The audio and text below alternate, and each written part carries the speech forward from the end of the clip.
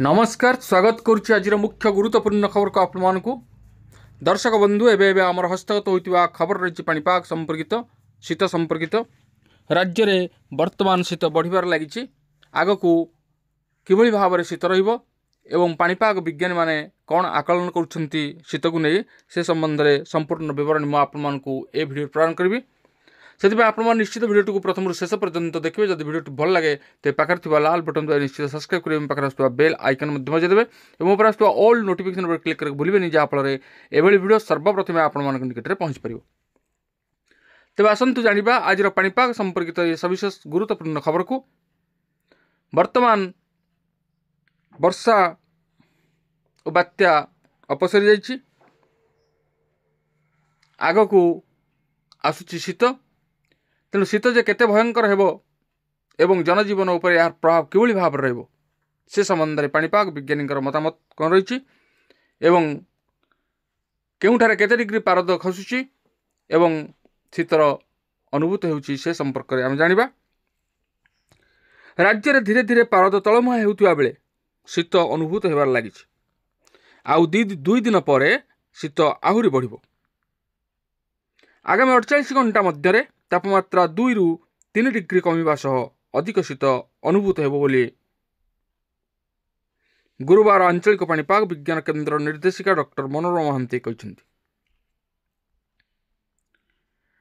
तेबे आज राज्यर आभ्यंतरीण और पहाड़िया अंचल में शीतर मात्रा बढ़िबा आरंभ होइछि।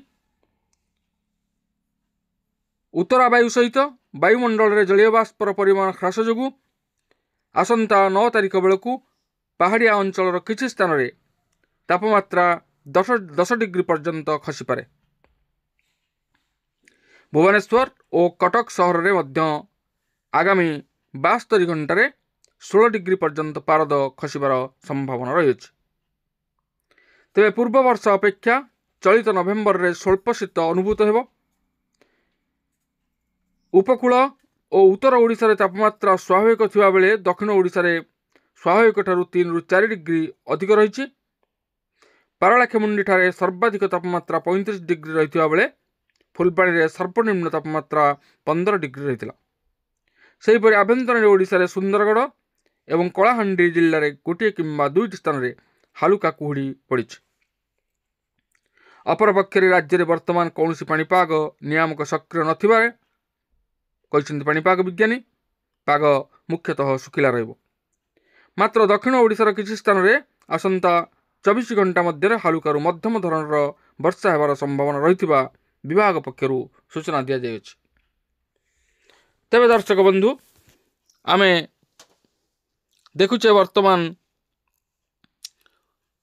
ओडिशार पाग किभली भाव में रही एवं आगकू शीतर प्रभाव किभली भाव में रहिबो।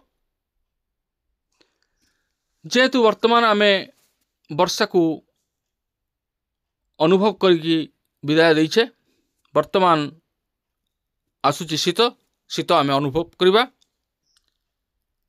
एवं यह एक उपयुक्त समय जहाँ शारीरिक परिश्रम एवं कठोर साधना पाई शीत होउची गोटे उपयुक्त समय।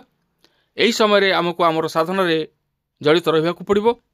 आम कठोर परिश्रम करने को पड़ो जहाँफल आमर स्वास्थ्य भल रहिबो। तेबे शीत केते गुरुत्वपूर्ण एवं शीतर प्रकोप केते गुरुत्व रहिबो ताहा पाणीपाग विज्ञानी मानकर मतामत उपरे आमे निर्भर करिबा।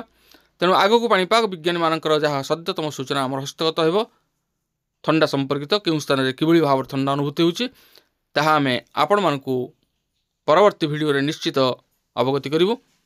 तेबे ए थिला आज पाणीपाग संपर्कित एक विशेष गुरुत्वपूर्ण खबर। आज पुणी देखा आगामी भिडियो रे। रहुछि धन्यवाद नमस्कार।